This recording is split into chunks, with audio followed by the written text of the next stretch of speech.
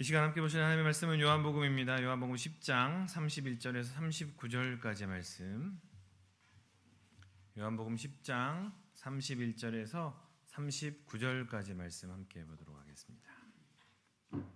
요한복음 10장 31절에서 39절까지의 말씀을 제가 한 절 읽고 여러분이 한 절 읽고 한 절씩 교독하도록 하겠습니다.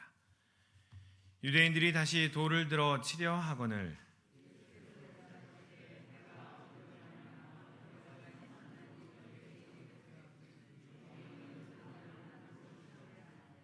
유대인들이 대답하되 선한 일로 말미암아 우리가 너를 돌로 치려는 것이 아니라 신성모독으로 이담이니 내가 사람이 되어 자칭 하나님이라 함이로라.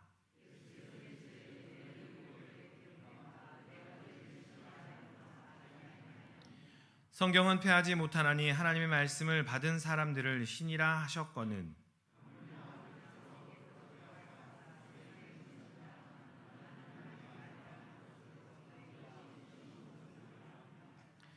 만일 내가 내 아버지의 일을 행하지 아니하거든 나를 믿지 말려니와.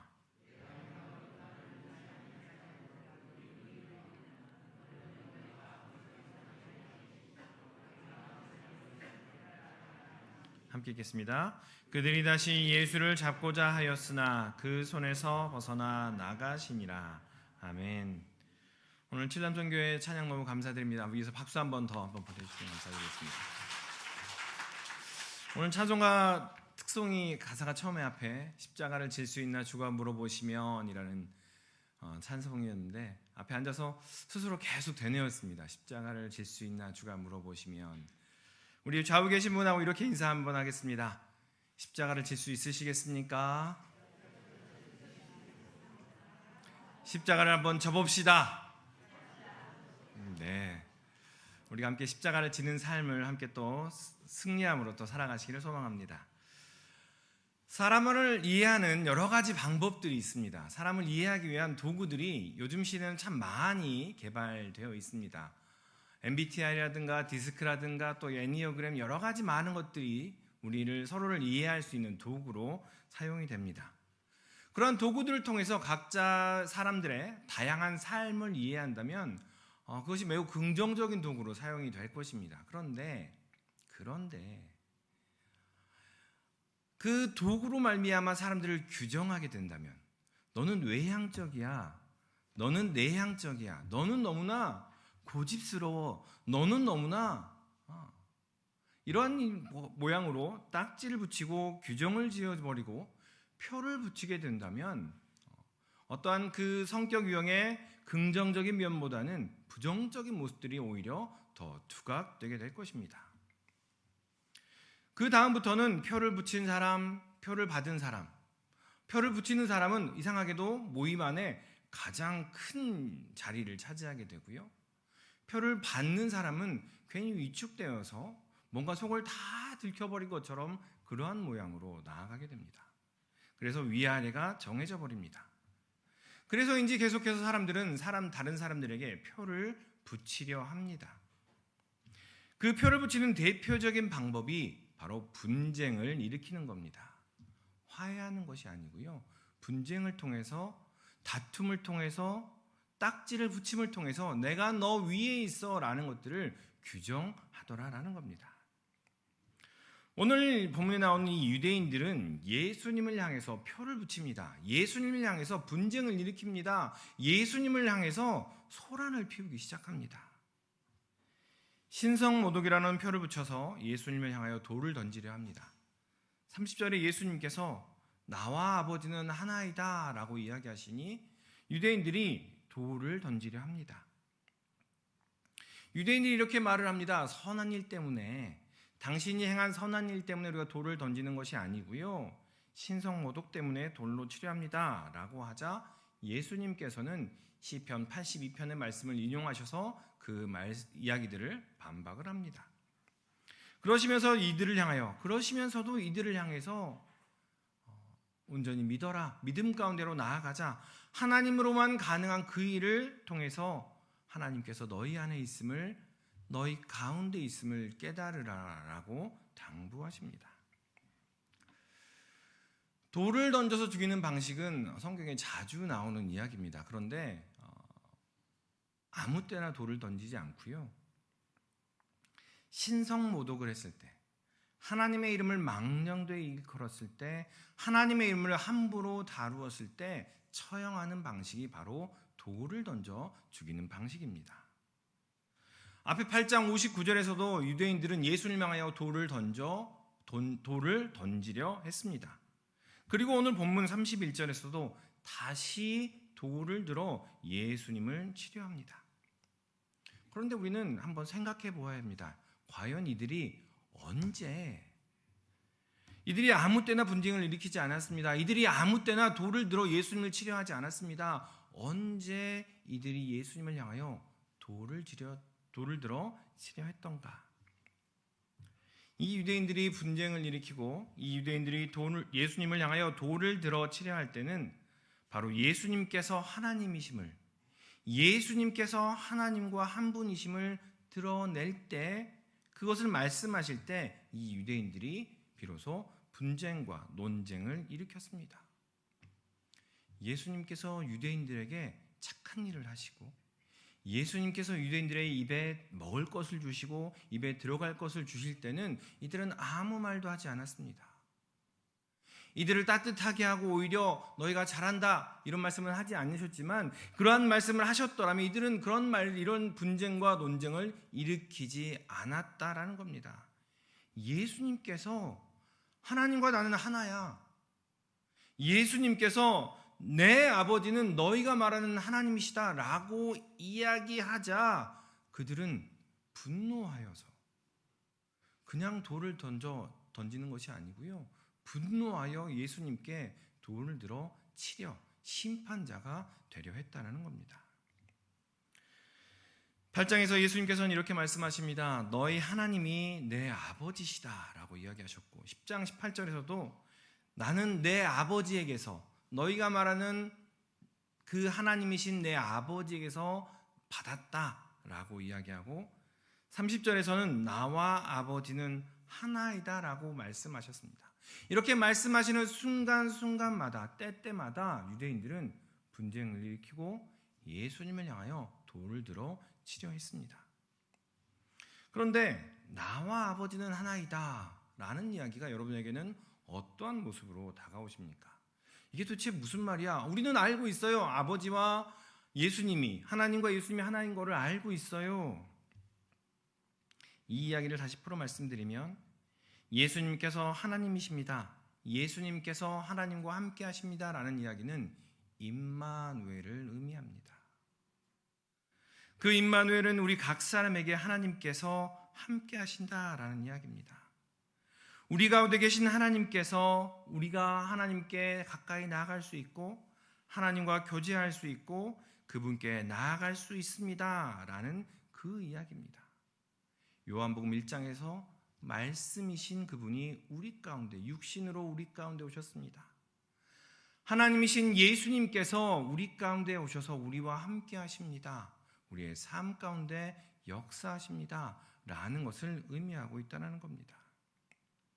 임마누엘의 하나님은 우리가 언제든 어떠한 상황에서든 그분께 나아갈 수 있으며 그분께 우리의 모든 것들을 쏟아낼 수 있다는 것을 이야기하는 것입니다. 그리고 예수님께서는 계속해서 우리 가운데, 우리 중심에 계십니다라는 것을 말하는 겁니다.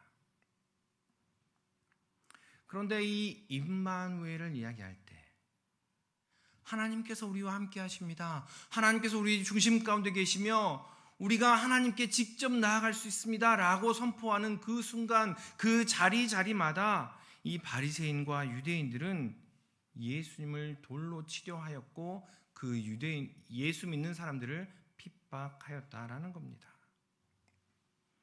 당시 바리새인들과 서기관들은 하나님은 하늘에 계시고 그 하나님의 현존은 우리가 지키는 겁니다. 바리새인과 서기관인 우리가 지키겠으니 당신들은 우리의 말을 들으시오 라고 하는 입장을 지켰습니다. 그래서 이 바리새인들은 하나님과 이스라엘 백성을 분리시키는 그러한 일들을 하였습니다. 예수님께서 행하신 일, 그 일은 선한 일이지만 하나님은 우리가 잘 지킬 테니 너희는 우리의 말을 들으세요. 종교 권력을 가지고 있는 우리의 말을 잘 따르세요. 사회 권력을 가지고 있는 우리의 아래에서 우리가 통제하는 대로, 지시하는 대로 잘 따라오세요 라고 이야기하는 사람들이 이 바리새인과 서기관이었습니다. 우리가 알아야 할 것은 이것입니다. 예수님께서는 선한 일로 십자가에 달리신 분이 아니라는 겁니다. 당신이 하나님이시기에 십자가를 지셨고 우리와 함께 하시기 위해서 십자가를 지셨다라는 겁니다. 임마누엘을 이야기할 때마다 그 바리새인들과 서기관들은 분노하여 예수님을 향하여 돌을 들어 치려 하였고, 임마누엘을 이야기할 때마다 그 바리새인들과 서기관들은 분쟁을 일으켜 다시 한번 사람들로 하여금 두려움 가운데, 두려움 아래에 머물게 했다라는 겁니다. 하나님께서 우리 가운데 계시는 삶을 선포하심으로 예수님께서는 십자가를 지셨습니다. 그러나 세상은 여전히 하나님과 우리를 분리시키려 합니다. 세상은 여전히 너 세상에 나가서 하나님이 우리와 함께 하셔, 하나님이 세상을 다스리신다라고 이야기하면 우리가 돌을 들어 너를 칠 거야 라고 세상은 우리를 향하여 이야기한다라는 겁니다. 하나님과 분리된 삶이 아니라 하나님과 하나 되는 삶, 하나님과 별개의 삶이 아니라 하나님의 뜻을 따르는 그 임마누엘을 살아가라고 예수님께서는 십자가를 지시고 예수님께서는 채찍을 맞으셨다라는 그 사실을 기억하시기 바랍니다.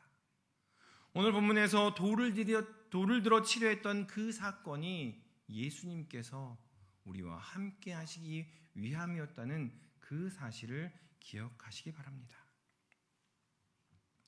그렇다면 예수님과 분쟁을 일으키는 이 사람들, 계속 가는 곳곳마다 예수님과 소란을 피우고 예수님을 대하여 분쟁을 일으키는 사람들은 어떤 사람들일까요? 이들은 예수님께서 이들을 향하여 26절에서 이렇게 말씀하셨습니다. 너희가 내 양이 아님으로 믿지 아니하는구나. 지난 시간에 함께 다루지 못해서 함께 더 말씀을 나누고자 합니다. 26절에서 너희가 내 양이 아님으로 믿지 아니하는구나. 이들은 염소가 아닙니다. 예수님께서 말씀하신 오늘 본문에서 이야기하는 이들에 대하여 예수님께서는 너희는 염소야, 그러니 내 울타리 안에 있지 않구나라고 말씀하지 않으시고요, 내 양이 아니라고 이야기합니다. 양은 양인데, 너희가 양은 양인데 내 양이 아니구나라고 말씀하시는 겁니다. 이들은 양입니다. 목자의 음성을 들으면 바로 알 수 있는 그런 양입니다. 그리고 어찌 보면 예수님의 그 울타리 안에 함께 머물러 있는 양입니다. 그런데 예수님의 양은 아닙니다. 이들은 목자가 다릅니다. 주인이 다르고 소속이 다른 양인 겁니다. 그래서 계속해서 예수님의 하시는 말씀을 알아듣지 못하고 예수님을 대할 때마다 분쟁을 일으키고 있더라라는 이야기입니다. 예수님께서는 계속해서 오늘 요한복음 10장에서 내 양이라는 표현을 사용하십니다. 그냥 우리 양, 그냥 울타리 안에 들어있는 양을 표현하지 않으시고 내 양이 아니므로 너희가 내 말을 듣지 못하는구나, 내 양이 아니므로 너희가 나를 믿지 아니하는구나 라고 표현하십니다. 예수님의 우리 안에 들어오기는 해야겠지만 들어왔다고, 나는 우리 안에 들어왔으니 나는 안전하겠지라고 말하지 않고요, 들어왔다고 모든 것이 이루어진 것이 아니라고 이야기하십니다. 내 양이 되어 영생을 얻으라고, 내 양이 되어 영원히 하나님과 함께하라고 그것을 말씀하고 계시는 겁니다. 예수님과 분쟁을 일으키는 사람들은 예수님의 양이 아닌 그러한 사람입니다. 교회는 다니는 사람인데 여전히 세상을 따르는 사람들이 분쟁 가운데 있게 됩니다. 겉모양은 그리스도인인데 속사람은 여전히 세상의 것들을 즐겨하는, 겉사람은 그리스도인이라고 모양은 가지고 있지만 속사람은 여전히 세상의 것들을 따라다니며 세상의 것들에 갈증을 갖는 사람들, 세상의 것들로 채우는 사람들이 여전히 분쟁 가운데 있는 그러한 사람들이라는 것입니다. 세상의 것들로 나의 존재의 의미를 찾는 그러한 사람들이 바로 분쟁을 일으키는 사람들이라는 것입니다. 이들에게 있어서 신앙은 하나의 액세서리와 같습니다. 이들에게 있어서 신앙은 어떠한 능력도 되지 못하고 어떠한 의미도 없이 그저 그런 것이라는 겁니다. 디모데후서 3장에서 사도 바울은 이렇게 이야기했습니다. 경건의 모양은 있으나 경건의 능력은 부인하는 자. 여러분에게 있어서 신앙은 어떤 것입니까? 단순히 경건의 모양을 갖추기 위한 하나의 액세서리입니까? 아니면 신앙의 참된 능력을 갖기 위한 경건의 능력을 발휘하는 그것이 바로 신앙입니까? 디모데후서 3장에서 얀네와 얀브레를 들며 이렇게 이야기합니다. 모세를 대적하고 진리를 대적하는 자,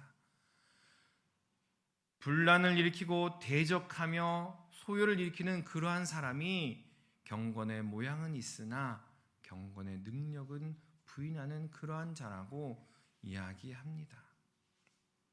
그러면서 사도 바울도 역시나 그렇게 이야기합니다. 내 안에 두 개의 법이 싸우고 있습니다. 죄의 법과 생명의 성령의 법이 싸우고 있습니다. 그런데 죄의 법 아래로 들어가면 나는 분쟁 가운데로 들어갑니다. 죄의 법이 항상 나를 끌어당기는데 그 죄의 법이 나를 분쟁 가운데로 들어가게 합니다라고 이야기를 하고 있습니다. 우리의 신앙이 어떠한 모습으로 드러나는지 확인해 보았으면 합니다. 우리의 신앙이 어떤 능력으로 나의 신앙을 이야기하고 있는지 한번 점검해 보았으면 합니다. 예수의 양인지 아니면 세상 어떤 것의 양인지 우리의 모습을 한번 점검해 보았으면 합니다. 아버지께서 주시는 능력, 하나님께서 주시는 능력은 세상을 이기는 능력입니다. 29절에서 이렇게 말씀하십니다. 그들을 주신 내 아버지는 만물보다 크심에 라고 이야기합니다. 아버지께서 주시는 능력은 세상을 이기는 능력입니다. 아버지께서 주시는 능력은 세상을 거스르는 능력이며 주위를 돌아보아 화목하게 하는 능력입니다. 예수님과 함께 분쟁을 일으켰던 그 사람들은 내 양이 아니라고 이야기했습니다. 이 시간을 통해 한 번과 스스로 점검해 보았으면 합니다. 나는 예수님의 양인가 아니면 그 세상의 어떤 것의 양인가? 소망하기는 만물보다 크신 하나님께서 주신 그 능력으로 말미암아 내가 하나님의 능력으로 말미암아 하나님의 온전하심을 드러내며 함께 그 삶을 살아가는 모든 믿음의 식구들 되시기를 소망합니다. 그리고 오늘 본문에 분쟁을 일으키는 또 다른 이들이 등장을 합니다. 이들은 예수님께서 하신 일보다는 신성모독이라는 표를 붙이는 것을 즐겨하던 사람들입니다. 이들은요 예수님을 모르던 사람이 아닙니다. 이 바리새인들과 서기관들은 이미 오래전부터 예수님의 소문을 들어왔기에 또한 예수님께서 이적을 일으키는 기적을 표적을 행하시는 그 자리마다 있었기에 오히려 어찌 보면 예수님의 이야기를 더 잘 아는 그러한 사람들입니다. 그 선한 일이 누구로 말미암은 것인지 누가 행하였는지도 알 수 있는 그러한 사람들이었습니다. 그럼에도 불구하고 하나님으로부터 말미암은 그 가장 잘 알 수 있는 이들임에도 불구하고 이들은 예수님을 향해서 신성모독이라는 딱지를 붙입니다. 이들은 예수님께서 하신 그 생명을 살리는 일, 하나님으로 말미암은 선한 일을 하는 것, 저 보았어요, 알고 있어요. 그런데 그것보다는 저는 예수님께 신성모독이라는 딱지를 붙일래요. 예수님께서 행하신 생명을 살리는 일, 하나님으로 말미암은 선한 일보다 딱지를 붙이고 신성모독에 표를 붙이는 것을 우선순위에 두었다라는 겁니다. 그런데 이 신성모독이라는 말의 핵심은 하나님의 이름을 망령되이 일컫지 않는다라는 이야기입니다. 하나님의 이름을 망령되이 일컫는 것은 아버지로 말미암은 생명을 살리는 선한 일을 멸시하는 것입니다. 예수님께서는 계속해서 32절과 33절에 아버지로 말미암은 선한 일이라고 이야기했습니다. 그리고 앞에서도 역시나 한 유대인이 이렇게 이야기합니다. 귀신이 나면서부터 맹인된 자를 눈을 뜨게 할 수 있습니까? 한 유대인이 그렇게 고백할 정도로 하나님으로부터 말미암은 그 선한 일을 행하였음에도 이 바리새인과 서기관들은 그것은 뒤로 한 채 예수님께 표를 붙이는 일에 더 열중하였던 사람들입니다. 나면서부터 맹인된 사람을 임마누엘 하지 못하게 막는 것입니다. 나면서부터 맹인된 사람이 성전에 들어가서 처음 성전에 들어가서 하나님의 영광을 보는 것을 막는 일이 오히려 하나님의 이름을 망령되이 일컫는 일입니다. 성전을 세우기 위한 물질은 있지만 생명을 위한 물질은 없는 것이 하나님의 이름을 망령되이 일컫는 것입니다. 자신이 부여받은 권한을 다른 사람을 가두고 억누르는데 사용하는 것이 바로 하나님의 이름을 망령되이 일컫는 것이라는 겁니다. 아버지로 말미암은 생명 되신 그 하나님은 잊어버리고 그 남겨진 형식만을 따르는 것, 오히려 자신의 안위만을 위하는 것이 바로 하나님의 이름을 망령되이 일컫는 것이라는 겁니다.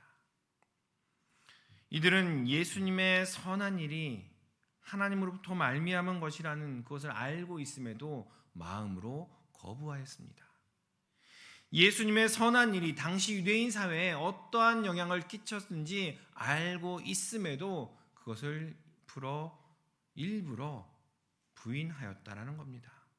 어떤 여인이 회복되었는지, 누가 38년 동안 병자가 되었는지, 누가 나면서부터 맹인되었던 사람이 눈을 떴는지 그것에는 전혀 관심 갖지 않고, 그것이 생명을 살리는 일임에도 전혀 그것에는 관심 갖지 않고 오히려 그 일이 나의 힘을 유지하는데 어떠한 방해가 되는지, 그 일이 나의 안위를 해치는데 어떠한 방해가 되는지 오히려 그것에 집중하는 사람들이었다는 겁니다.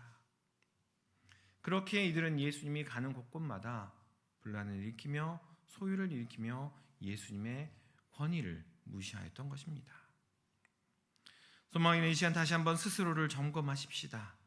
우리가 생명의 삶을 살고 있는지, 아버지로 말미암은 생명을 살리는 그 예수님의 선한 일이 우리의 삶의 우선순위가 되어 있는지, 아니면 예수님의 이름으로 말미암아 나의 안위를 지키며 예수님의 이름으로 말미암아 나의 평안을 지키는 것이 우선순위가 되어 있는지 스스로 점검해 보십시다. 예수님과 함께 임마누엘의 삶을 사는 사람은 예수님의 양입니다. 예수님을 알며 예수님의 목소리를 들으며 예수님을 따르는 그러한 삶을 사는 삶입니다. 소망하기는 우리 모든 신림의 식구들, 믿음의 식구들이 임마누엘의 삶을 살아감으로 말미암아 하나님의 이름에 영광을 돌리는 그러한 삶을 사시기를 소망합니다. 그런데 이 사람들에 대해서 예수님께서 갑자기 시편 말씀을 언급하십니다. 앞에서는 예수님께서 권위로 여러 가지 모양으로 유대인과 바리새인들을 가르치셨습니다. 그런데 오늘 갑자기 예수님께서는 시편 82편을 인용하시면서 그들에게 반론을 제합니다. 그 논리를 뒤집으십니다. 시편 82편의 표면적인 내용은 이렇습니다. 신들이 모여 있는데, 신들아 너희가 억압받은 사람, 부요한 사람 모두 구분 재판을 하면서 너희가 신들이라고 이야기할 수 있느냐? 신들을 재판하시는 여호와 하나님을 이야기하는 시가 바로 시편 82편입니다. 그런데 실제적인 시편 82편의 내용은 이렇습니다. 당시의 사람들을 주관하는, 당시의 사람들을 재판하는 재판관들아, 너희가 사람들이 너희를 향하여 신이라고 이야기하지 않느냐? 너희의 재판은 신이 내린 그 권한이라고 이야기하지 않느냐? 그런데 너희가 신이라고 이야기하면서 재판을 굽게 하는구나. 너희가 신이라고 이야기하지만 재판도 엉망으로 하고 눌린 사람도 자유케 하지 않고 가난한 사람들로 함께하지 않는 그러한 재판을 하는구나. 너희도 신이라고 한다면 이렇게 이야기하는 것입니다. 사람들아, 너희가 재판하니 사람들이 너희를 신이라고 부르겠지만 너희조차도 신이라고 부르는 것이 변개하지 못할 하나님의 말씀이라면 내가 하나님의 보내심을 받은 하나님의 아들이라고 하는 것이 무슨 문제가 있겠느냐라고 예수님께서 반론을 제기하시는 겁니다. 또 역으로 이야기하면 이렇습니다. 다시 말하면 성경을 잘 안다고 이야기하는 너희 바리새인과 율법사들아, 너희가 성경을 잘 알고 그 성경으로 사람들은 오히려 얽어매는 너희들아, 그런데 오히려 성경을 잘 알지 못하여 그 온전한 하나님의 뜻을 알지 못하여 나를 신성모독이라고 이야기하는구나 라고 예수님께서 말씀하시는 겁니다. 이 시대에도 신이라 불리는 사람들이 있습니다. 또 신이라 불리는 세력들이 있습니다. 이들은 삶의 모든 영역에 관계하고 있습니다. 그럼에도 그 삶의 모든 영역들을 풍요롭게 하거나 온전케 하지 않고 그저 자신의 힘만을 유지하려 합니다. 그들 스스로를 신이라 부르는 힘을 가지고서 자신의 주머니와 자신의 힘을 유지하는 데에만 사용을 합니다. 그 힘을 가진 존재인 그 힘을 가능하게 한 존재인 소시민의 삶에는 관심이 없습니다. 그런데 이러한 사상을 가진 신이 우리가 창세기에서 계속 이야기하고 있는 바벨론의 신이며 그리스와 로마의 신입니다. 바벨론의 신 한복판에 하나님께서 당신의 세상을 창조하셨습니다. 그리고 그리스 로마의 신 한복판에 예수님께서 오셨습니다. 임재하셔서 오히려 그곳에 참 평화와 참 화목을 선포하시고 계십니다. 이 세상은 여전히 예수님을 향하여 분쟁을 일으킵니다. 돌을 들어 칠 준비를 하고 있습니다.